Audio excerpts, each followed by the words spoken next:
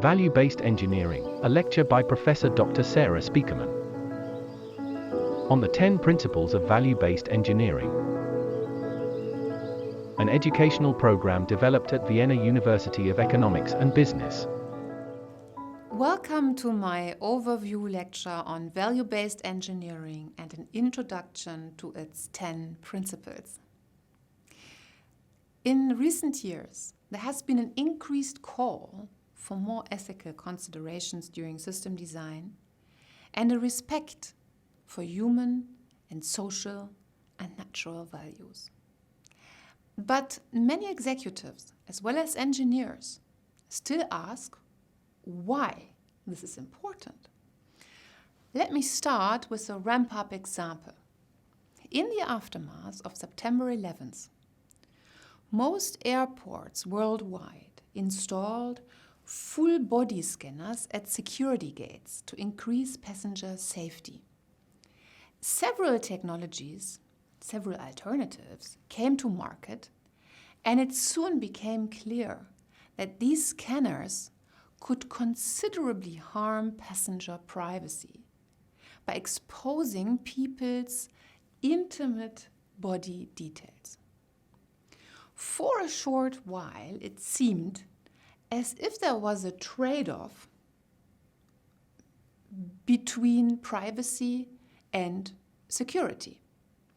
Presenting passengers as stick figures or schemata on security screens solved the problem, though, because it allows them to be scanned for security reasons without exposing their figure or genitals.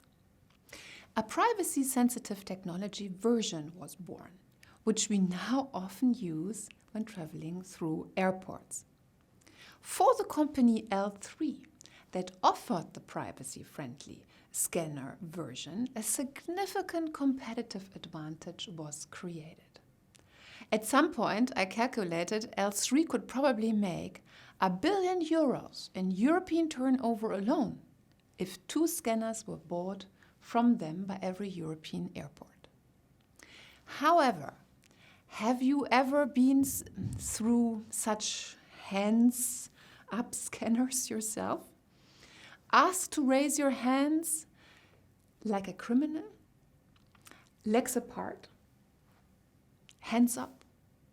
How did that feel?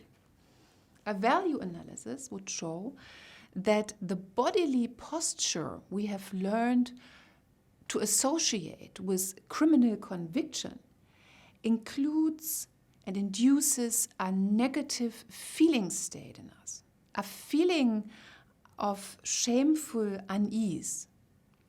Being just ordinary passengers, people feel as if they were suspected criminals, being forced into a surrender position.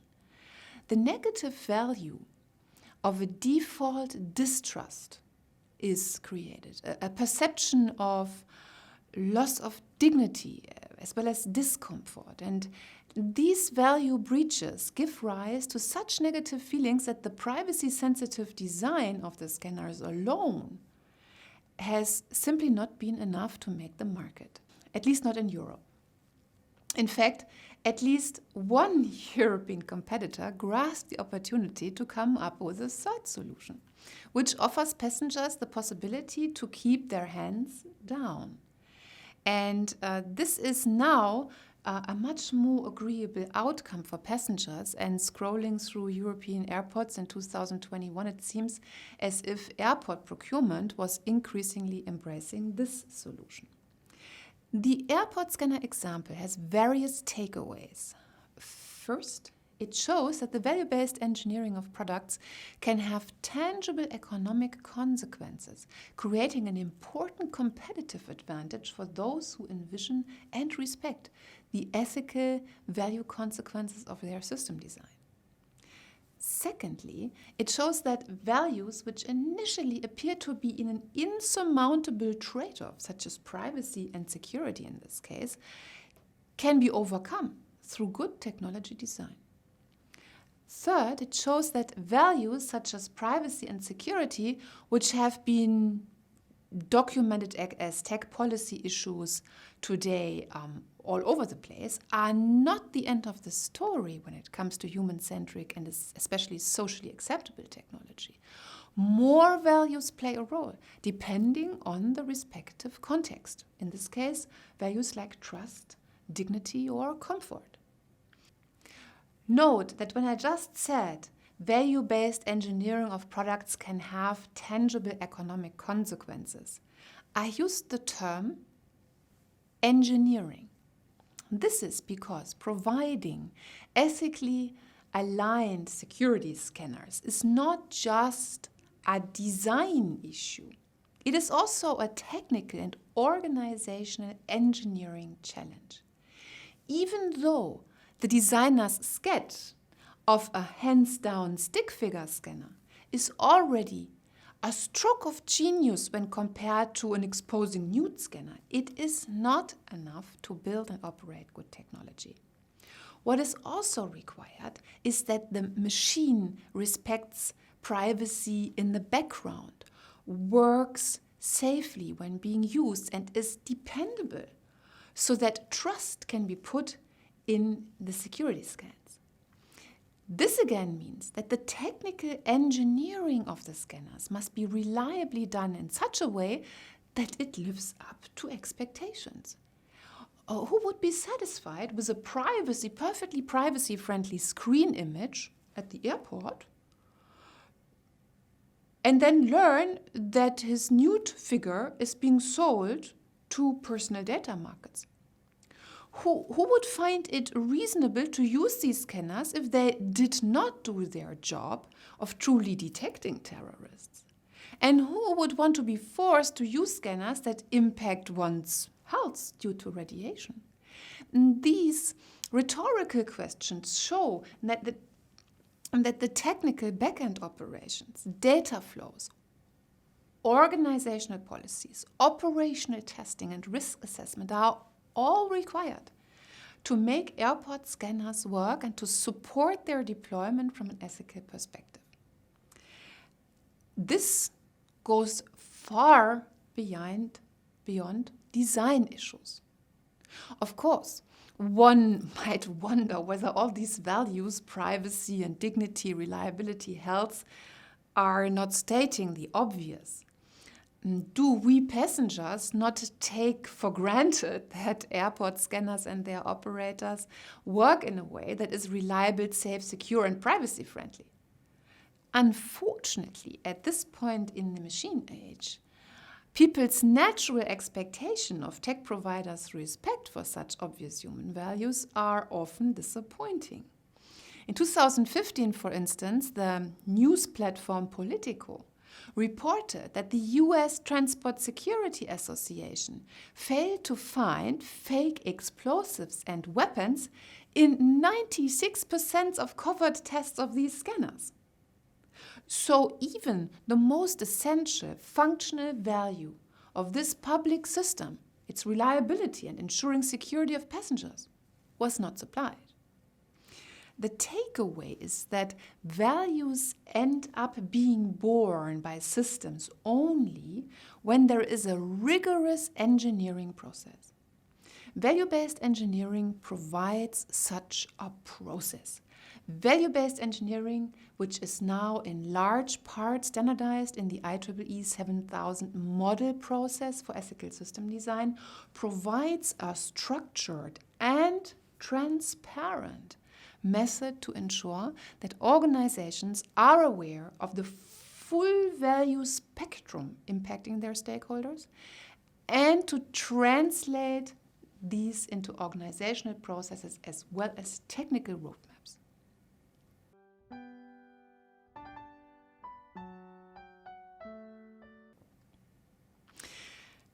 Value-based engineering is not bowling alone.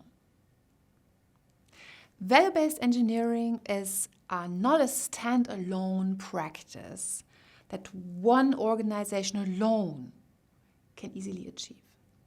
To provide IT services today, hardly any provider is an isolated greenfield entity anymore.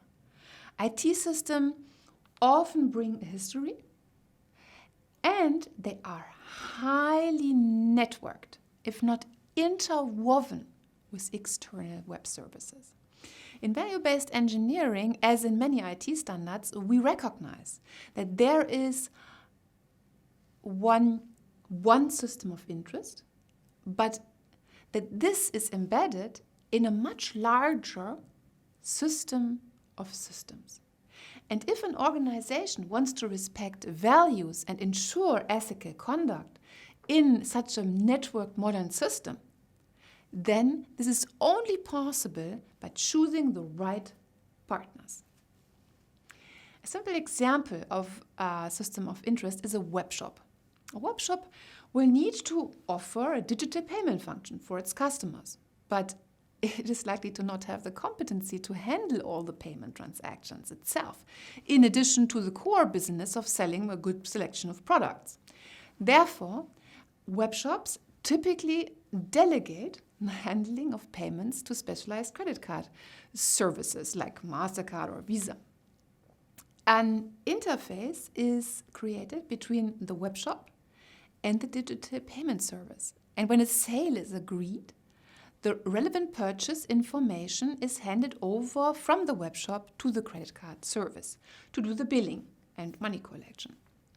This is a fine way for every system operator in the digital supply chain to concentrate on its own core competencies and to realize economies of scale in their own practice.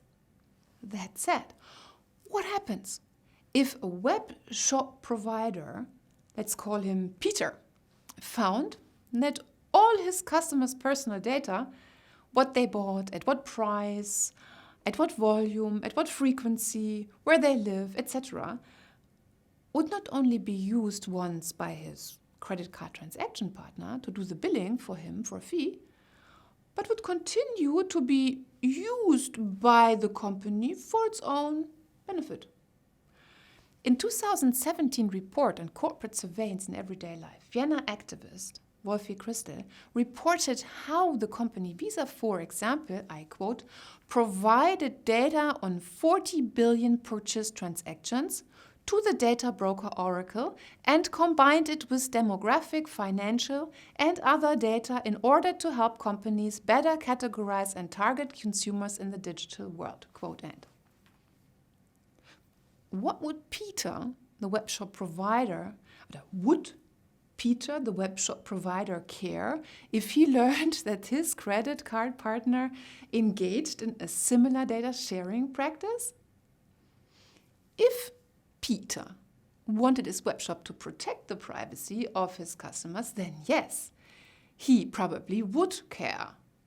Just imagine Peter trading stuff like intimate toys or esoteric gadgets that none of his customers would want to be associated with.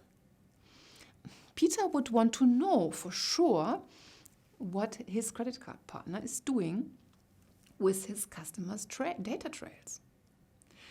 This is exactly where value-based engineering comes in. Unlike most other approaches to ethical or value-sensitive system design, it always asks the question of the ecosystem responsibility. An organization that wants to claim that it has built its system in line with its customers' values or with the ethical principles in mind will always be at risk of disappointing its customers if it does not ensure that all its relevant partners are towing the line. Therefore, the first principle of value-based engineering is ecosystem responsibility. Value-based engineering organizations embrace responsibility for their technical ecosystem. They abstain from partnerships or external services over which they have no control and which they cannot access. Value-based engineering with IEEE 7000 is not the first approach to recognize the importance of ecosystem responsibility. Important ISO standards like the ISO IEC 29101 or ISO IEC IEEE 15288 or the European Data Protection Regulation, GDPR, have recognized how important ecosystem control is, for instance, for privacy issues. It is vital to not only look, though, at the data processed in one's own controlled IT environment, but to look at the data exchange with other partners and why they and what they are doing with the data. Yet those who think that data protection is the only relevant value in a responsible ecosystem are mistaken. Many values are at stake when partners do not act in concert. And take the value of transparency. A system of interest provider might need to know how an interconnecting AI component calculates its results before integrating these into one's own service. If an external AI component is a black box and unable to explain how it achieves its calculations, then a responsible organization cannot integrate this into its own operations. Working value-based and with an ethical responsibility, the organization would have to forgo the partnership. Let's clarify the issue with an example that I witnessed myself in a university context. The goal of the university, the goal of the university's admission office was to automate the processing of motivation letters from student applicants. It got thousands of motivation letters each year, so having those read and scrutinized by an AI seemed attractive. The university's AI project fed all its application letters from a single year into an external text analysis AI run by one of the world's leading AI providers. This external AI service returned a score on the level of motivation demonstrated by the student applicant and in his motivation letter. And furthermore, it returned a calculation of the presumed personality of that student alongside the big 5 personality traits. When I spoke to the project lead, who I acknowledged was a student at the time, he had no clear idea of the AI algorithm design or the logic employed by the external service. So he knew almost nothing about how this external service would calculate the scores, like the motivation and personality dimensions. And the only thing he found out after some research was that the external AI was trained on Twitter data. As a result, the AI's training data was from a completely different context than the one needed to reevaluate student applications, and therefore the decontextualized student score were probably no more than senseless noise. No process was in place to evaluate whether the external scores would make any sense in the student application context. To my knowledge, fortunately, the idea to use the external AI was abundant. But the example shows how important it is for an ethical organization like a university to know the exact details of its AI partner operations. Only in this way can it exercise ecosystem responsibility. A responsible player would cease further cooperation with an AI partner that he cannot know the details about, or alternatively, in line with the IEEE 7000 standard, it would explore whether there is leeway to 1. Cooperate with the AI provider on algorithm design, 2. Co-determine the selection process of the training data, 3. jointly ensure the quality of the data used in the AI system. 4, control the evolution of the AI's logic. And 5, investigate whether sufficient transparency of the AI's conclusion is given. If any of these 5 are not ensured, then value-based organizations would forgo the partnership and any further investment. This is a core principle.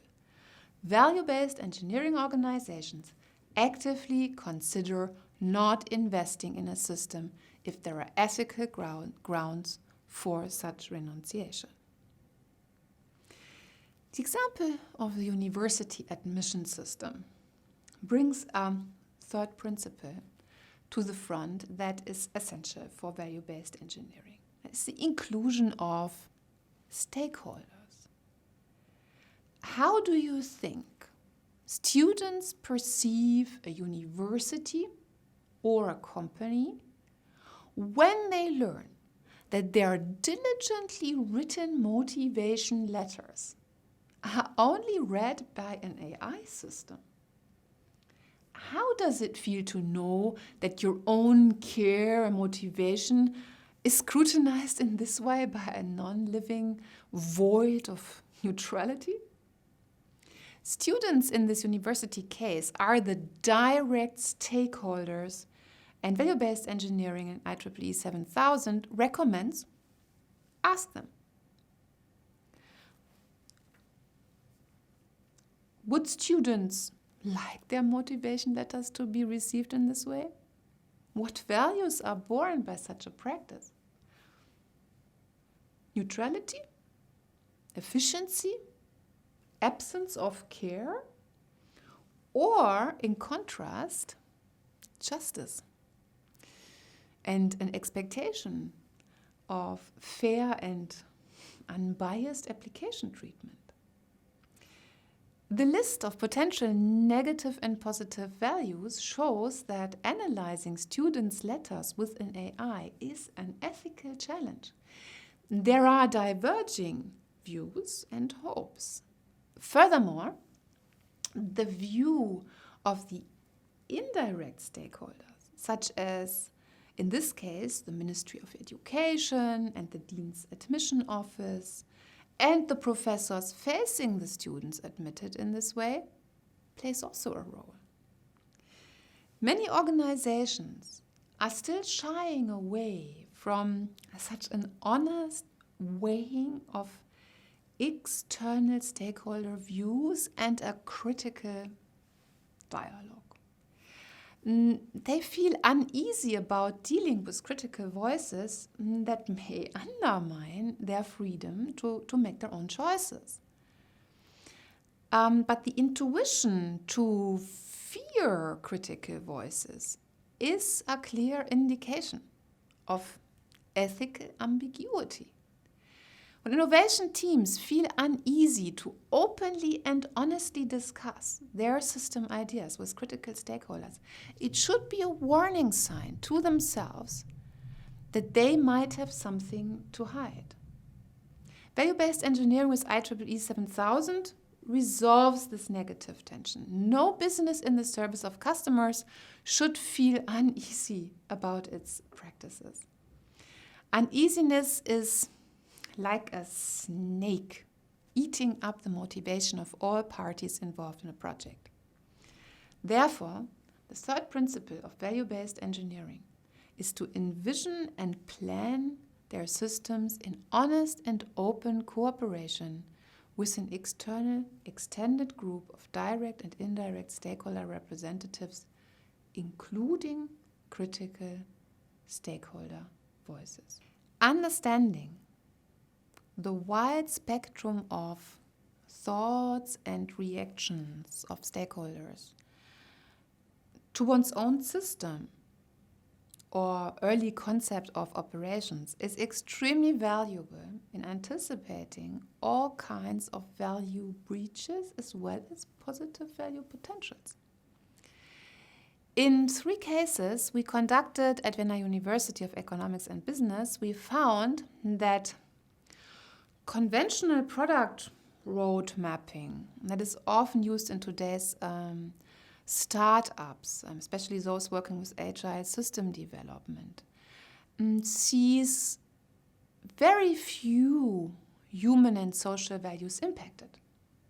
Some, like privacy and security, have in recent times tended to be on system developers' radar, but our institute's research shows that normally no more than 4 to 7 values are covered in technology roadmaps, in traditional technology roadmaps.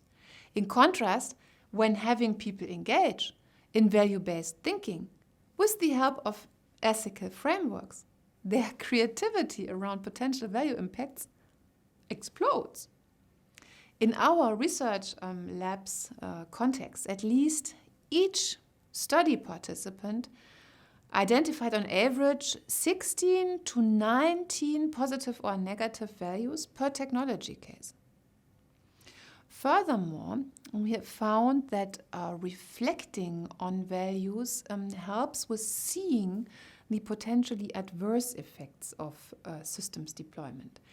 Our institute's research across 3 case studies suggests that innovators building technology roadmaps with a function-driven mindset, or what I've called also pure will innovation processes, end up discerning almost no negative or problematic project issues in projects.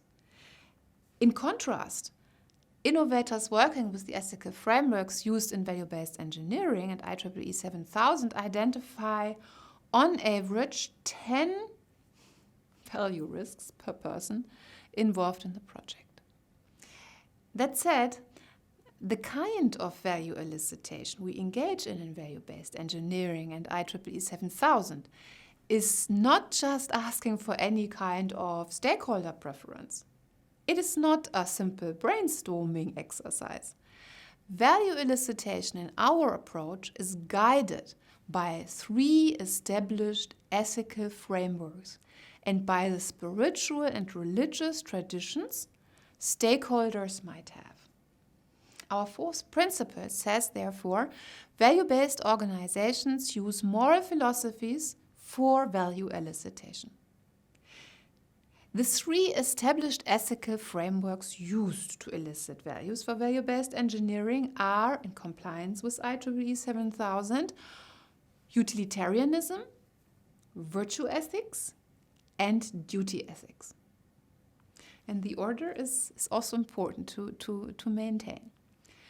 First, we anticipate the harms and benefits that could result for direct and indirect stakeholders if the system was ubiquitously deployed. This is the utilitarian perspective, which provides for a relatively broad perspective on any consequence a system might have. Second, the virtue effects on human users are questioned. Virtues describe the habitual character quality of a person that makes him or her a good and moral community member and decision maker. Or in simpler terms, one could say a virtue is the positive value of human conduct. Examples are humbleness, moderation, kindness, attentiveness, reliability. The person values are often that which is undermined by timely IT systems. And it is a particular concern of value-based engineering that systems should strengthen human virtues rather than degrade them. It is important to anticipate the long-term character effects of an IT system, imagining what would happen if the system was used at scale. And thirdly, the question is asked of whether there are any duty ethical principles touched upon by the IT system and potentially already seen by the utilitarian and virtue ethical reflection that are of such universal importance that they should be treated with particular care in the system's future design. Committing to value-based engineering means to commit at least to these 3 ethical frameworks of moral philosophy. This is not only because these 3 ethical frameworks are the most established ones, covered probably in every ethics class in the Western world, but also because our research has shown that these 3 philosophies are complementary in their ability to jointly unveil values. The general utilitarianism we use in value-based engineering allows to zoom out and see a future system of interest and its wider societal implications from a bird's eye perspective. Virtue ethics allows us to specifically unveil culturally grown expectations on human long-term conduct and character. And duty ethics allows us to pull out a stakeholder's personal maxims, which they want to see absolutely respected in a system for higher reasons. Different cultures have very, very different expectations and views on what is good conduct and character. And they have different maxims and higher reasons for wanting a system to be in a certain way. And to ensure a respect for local and regional traditions, it is therefore important to conduct a virtue ethical and duty ethical reflection. Finally, many regions of the world still have strong spiritual traditions in which certain values might be cherished that are foreign to a Western style of thinking and that might not be uncoverable by following utilitarianism, virtue ethics, or duty ethics. Therefore, IEEE 7000 recommends questioning whether a region of system deployment has such a tradition, and if so, to discuss the long-term value impacts of a system against the background of that tradition. Note that I have been saying that we use the philosophical frameworks, all the 4 of them, to reflect on the long-term value implications of a system that is imagined to be ubiquitously deployed or used at scale. This practice of envisioning a system's effect at scale is also embraced by value-sensitive design. The long-term and ubiquitous perspective is vital. Our institute's research suggests that imagining a system to be deployed at scale or to be a future monopoly makes people and stakeholders think much more carefully about the system's potential value implications than if this assumption was not made.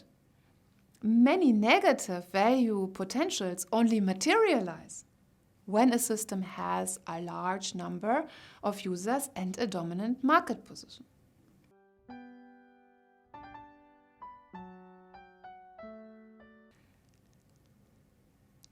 Assuming a dominant market position for a service and analyzing its value impact against this economic background is important, but it is only one pillar of value elicitation, one background pillar. The second pillar is the bottom-up, unbiased, context-driven, and ideally physical exploration of the value space. By unbiased, I mean that value-based engineering recommends not using existing value principle lists for the initial value exploration phase. In recent years, many such value principle lists have been published by leading institutions around the world, emphasizing values like justice, privacy, equality, transparency. These principle lists show that organizations around the world have made a commitment to embrace more values and ethics in their IT systems. And I would be the last person to criticize this effort. However, I have seen various IT projects in the field where the innovation teams and engineers try to fit the logic of the list to a specific technology context, and this simply did not work. Take the value of privacy or well-being in the EU's assessment list for trustworthy AI. I have seen a grand military project trying to use this Altai list and look out for privacy and well-being issues in their military system, but having a hard time to find any because in the battle context on a military project, privacy and well-being are simply not what the pilot is most concerned about. In another project, I saw how the innovation team was primed so much to embrace privacy that they were not open to seeing the true concerns of retail customers, which was about tangible help and convenience. Two values, by the way, not included in any AI value list of the 84 most well-known ones. In line with other value scholars' perspective, I therefore come to the conclusion that the use of value principle lists for value-based engineering is counterproductive, at least in the initial value exploration phase. Value issues are also so rich in each technology case that value lists are but the small tip of a project's real iceberg of potential issues and opportunities. In the various case studies we did at Vienna University of Economics and Business, we always identified more than 10 value clusters, each of them being again composed of multiple instrumental value qualities. In a trial with the Vienna telemedicine platform, for instance, 93 values were directly or indirectly mentioned by stakeholders, which led to 13 core value clusters. In another project with UNICEF, we identified 10 value clusters based on 56 values originally named by stakeholders. All of these values are deeply contextually bound to the system itself and to the locus, also where the system will be deployed. Taken together, it should not surprise that the fifth principle of value-based engineering that innovation teams should strive to deeply understand the context of their system's deployment and anticipate its proper effects. Coming back then to the value principle list, the question arises what they are good for. I would say that value principle lists should be regarded as hygiene factors to watch out for when building any kind of system. Consider, for instance, one more, the EU's high-level expert value list for AI. The list says that humans should have control over AI systems, agency. Systems should be safe. Data flows should be protected and secure, providing privacy and security. Algorithms' goodness towards certain outcomes, such as discrimination of Black people, which would be a lack of fairness, should be made transparent.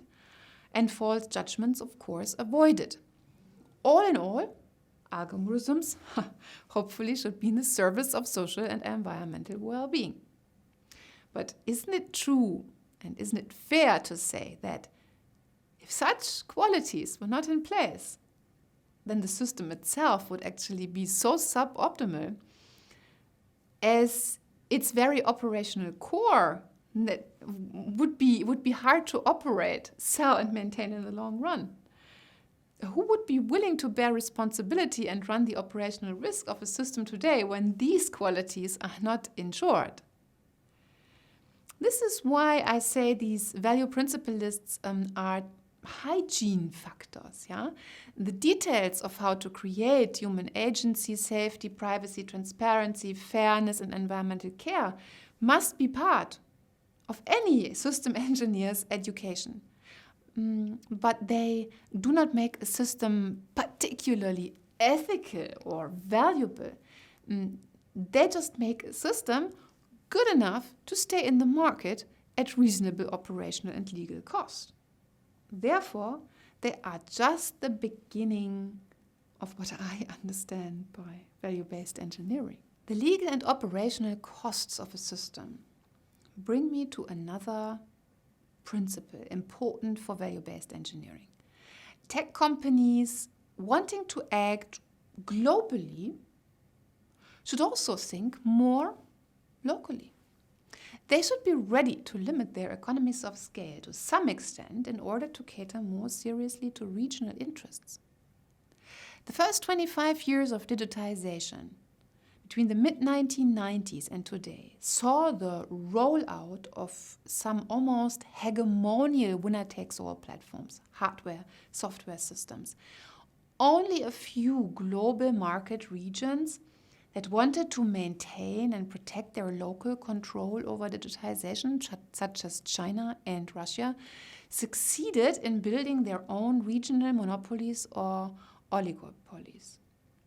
In general, one could say that those who made the Western world's digital market created law with their code.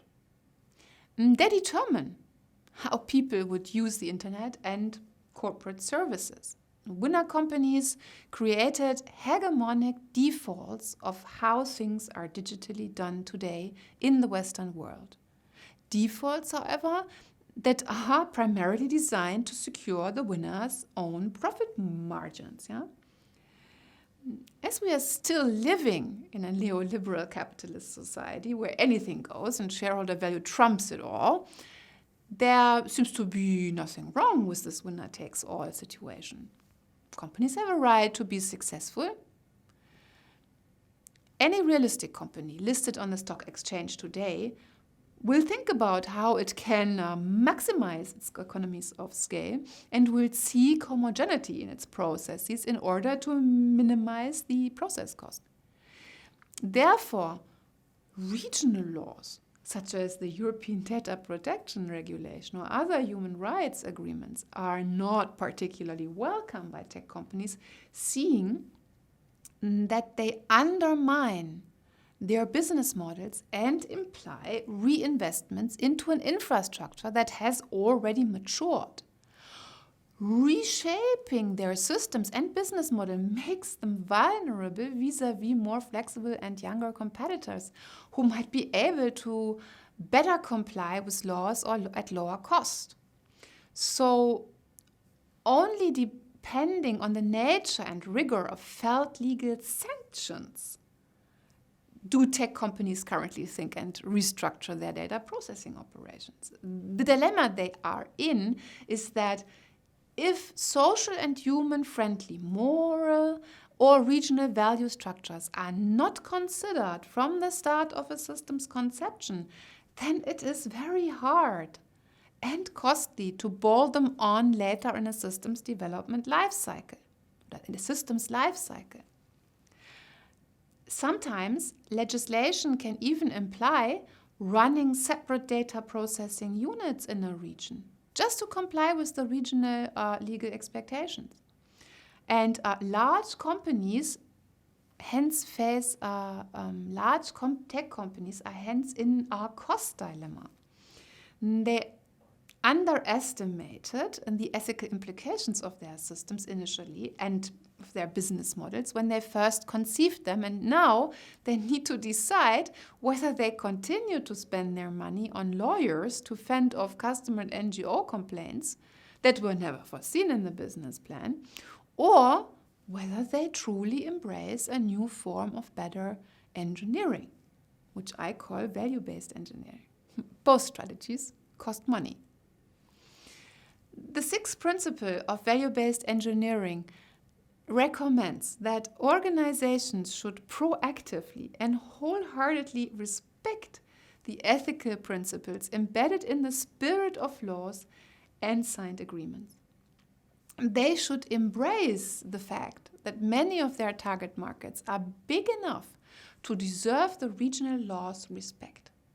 They should not prioritize only their own continent system values over and above the local customers' expectations. And certainly, they should not prioritize profit over service quality. To not prioritize profit over a service's value quality still seems a bold statement to make in times where shareholder value continues to outweigh all other practices. As of 2021, a large segment of professors at business schools or top executives consultants are still full of theory heralding profit maximization as the main goal of business. The business of business is a famous claim of the now deceased Milton Friedman, who also claimed that the sole social responsibility of a company should be to increase profit as long as it does not break the law. In line with a wide range of critiques, value-based engineering scholars would not consider Friedman a role model thinker for the time ahead. As seen throughout history, cultural and economic perspectives are constantly changing. While greed was still sexy in the early 2000s, we have a German saying, Geiz ist geil. Yeah? This has gradually changed in the past 20 years, particularly so after the financial markets meltdown in 2008. Since then, more sustainable and value-based thinking is on the rise, slowly but steadily replacing the old economy of greed. Famous strategists like Michael Porter have been foreseeing, I quote, that the purpose of the corporation must be redefined as creating shared value, not just profit per se. This will drive the next wave of innovation and productivity growth in the global economy. Learning how to create shared value is our best chance to legitimize business again. Quote end Michael Porter. Against the background of this new economic, I would say, undercurrent, corporate executives who enter leadership positions are now observed more closely. Those who are found to be too greedy or using tricks to maximize profit at the expense of society don't get away with this behavior anymore. They are increasingly put on personal trial for their behavior. Social networks, investigative journalism, whistleblowers, and NGOs expose misconduct. A single mistake can lead to a degree of opprobrium unknown until the early 2000s. In times of ever flatter organizational hierarchies, top executives cannot any longer hide behind any high position that would legitimize false behavior. Or at least it has become a dangerous strategy to do so. More and more executives are facing legal sentences and even jail, regardless of their former career or engagement for the company. And as a result, corporate leaders are facing a necessity of developing an old aristocratic skill. They need to work on themselves and their personalities to become virtuous leaders. As the wise Japanese thinker Ikuhiro Nonaka wrote in 2011, quote, corporate judgments must be guided by the individual's values and ethics. Without a foundation of values, executives can't decide what is good or bad. And then he went on to say, in conventional economics, the ultimate goal of any company is to maximize profit. But in the knowledge society, a corporate vision has to transcend such an objective and be based on an absolute value that goes beyond financial matrices. Quote end. Value-based engineering helps executives and corporate leaders to understand what that value could be, which helps them to transcend profit-oriented or merely profit-oriented thinking. The method, in line with the IEEE 7000 standard, gives them guidance how to prioritize the many values that stakeholders mention in response to the operational concept of a new product. And they are guided towards considering their own value maxims, what they deem personally of such universal importance from an ethical perspective that they want to see it in the system and in the product. Against this background, the seventh principle of value-based engineering reads as follows. Corporate leaders engage in introspection and support only those core values, a future system principle, that they want to become universal and are therefore willing to publicly and personally endorse. Note, however, one important boundary in this argument for value-driven leadership. Value-based engineering is not against making profit. To speak with the words of former German rail CEO Heinz Dürr, it is about making healthy profit. A healthy profit is one signaling that a company is sustainable, able to successfully pursue its business mission while paying reasonable wages to a large enough number of employees for which the company has a duty to care.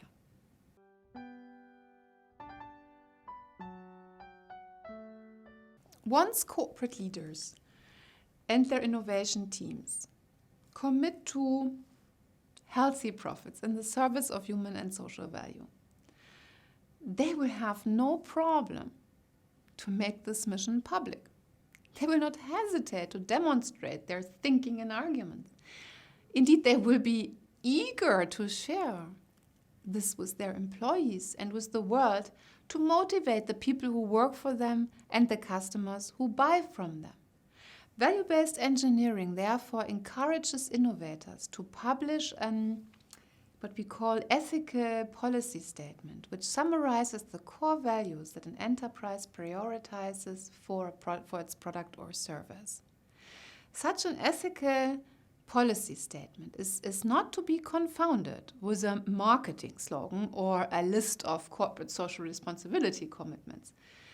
You may recall that I earlier explained that value-based innovation teams run stakeholder groups through an ethical elicitation process, which is focused on concrete products and services or the operational concept of these. Value-based engineering is not a remote strategic exercise such as many CSR activities are today bemoaned to be.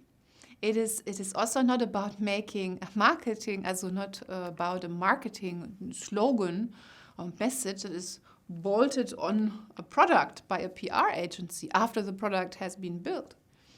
Value-based engineering focuses on the concrete concept of operations for tangible products and services in the early stages of their making. Ethical and value-based thinking is not a general corporate view or a PR promise, but rather a concrete thinking that enters the product roadmap, the agile development sprint, and the developer's list of system goals that they work on, the technical units. Ethical policy statements can then summarize the higher and intrinsic core values that have inspired the system development goals. And it is this path from the core values, the core value principles, down to the system requirement practice that should be documented in a separate file that the IEEE standard calls Ethical Value Register. And these two artifacts, of the value history, the ethical policy statement and the value register, help companies together to structure, remember, and share what values they work for. Against this background, the 8th principle of value-based engineering is about the transparency of the value mission endorsed in these 2 documents. A vital part of the ethical exploration is to understand the core values prioritized in depth. Stakeholders in their bottom-up and context-sensitive dialogues are more or less able to express in good words what it is that they want to see respected and what values concretely are important. They usually do not have the knowledge or bird's eye perspective to really understand the contextual details of a value. So take the example of privacy. Stakeholders may state that they are concerned about the security of their data and they want to control the further use of their personal data for secondary purposes. A value-based engineering project will need to respect such concerns. But if the project goes ahead and prioritizes privacy as a system's core value, then it will also need to go beyond what stakeholders saw and said. And in addition, they will need to query what privacy experts would want to see in a system that is later marketed as being particularly privacy-friendly. And through the conceptual analysis, which we could also call the expert view perspective on a value, additional value qualities come into play which a normal stakeholder project team member would not have seen or mentioned. In the privacy case, for instance, legal issues such as data portability, privacy by design, etc., might be identified as additionally relevant. And for this reason, value-based engineering teams engage in a separate conceptual analysis of their prioritized core values. They need to, as Principle 9 states, understand the core values they chose in depth. Once core values are prioritized and analyzed, their alignment with the system requirements can start. All sets of prioritized core values with value qualities are first translated in so-called ethical value requirements, or EVRs, which are qualitative descriptions of what should be done to actualize a value quality. The EVRs, the ethical value requirements, are then translated into system requirements. So Principle 10 of value-based engineering requires organization to do this translation with the help of, and now this is important, a risk rationale. Normally, EVR translation into system requirement is done with a simple risk-based approach that is with the help of a threat control analysis. The threat control analysis scrutinizes each EVR to see how it could be undermined or attacked. In other words, it is being asked whether there is a threat that the EVR, the ethical value requirement, might not be reached. And then, in a second step, it is considered how this potential undermining of an EVR could be mitigated. Mitigation implies concrete technical measures taken or system policies in place. Expectations of partners or on partners are clarified, as well as partners' operational restrictions and service levels to cater to the EVRs. In short, one or more organizational and technical system requirements are identified for each EVR, for each ethical value requirement. The technical system requirements are then integrated into the organization's existing functional product roadmap, which is managed by the technical development units, bring the system up and running.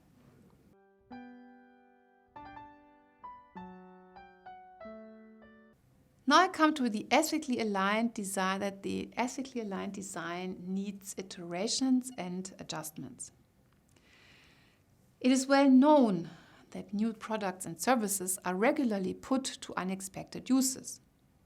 in many cases, once a system of interest is deployed, it is not used in full alignment with the intentions of the engineers, even if it has run through a value-based engineering flow.